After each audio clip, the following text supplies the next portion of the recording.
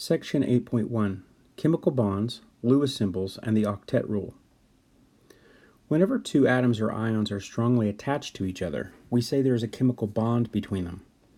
There are three general types of chemical bonds: ionic, covalent, and metallic. Figure 8.1 shows examples of substances in which we find each of these three types of attractive forces. The term ionic bond refers to the electrostatic forces that exist between ions of opposite charge. Ions may be formed from atoms that transfer one or more electrons from one atom to another. Ionic substances generally result from the interaction of metals on the left side of the periodic table with nonmetals on the right side, excluding noble gases, Group 8A. Ionic bonding will be discussed in Section 8.2.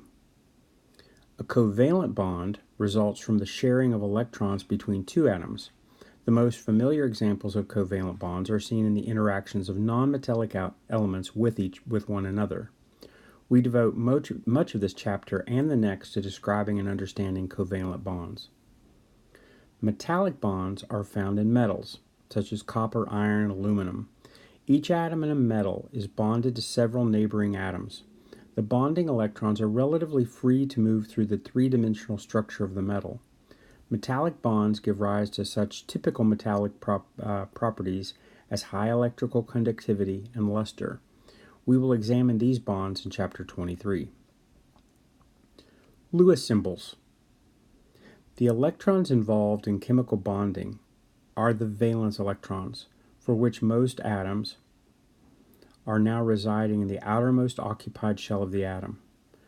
The American chemist G.N. Lewis suggested a simple way of showing the valence electrons in an atom and tracking them in the course of bond formation using what are now known as Lewis electron dot symbols, or merely Lewis symbols. The Lewis symbol for an element consists of the chemical symbol for the element plus a dot for each valence electron. Sulfur, for example, has the electron configuration core atoms neon 3s2, 3p4. Its Lewis symbol, therefore, shows 6 valence electrons.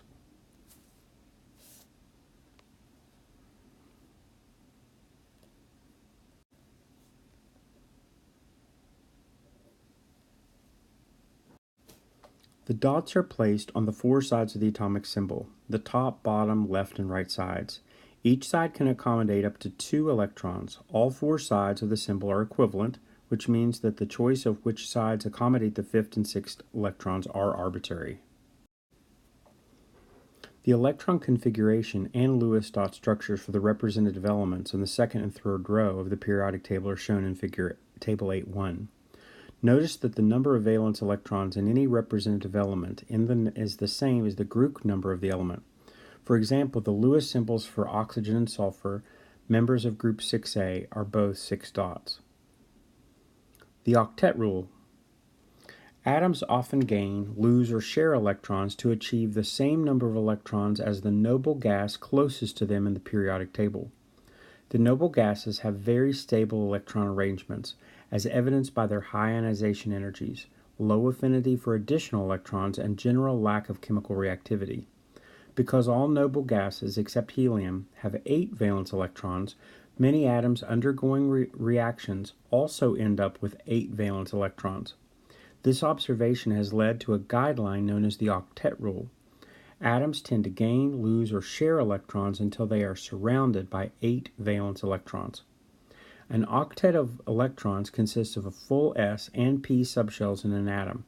In terms of Lewis structures, an octet can be thought of as 4 pairs of valence electrons, arranged around the atom as in the Lewis symbol for neon in Table 8.1.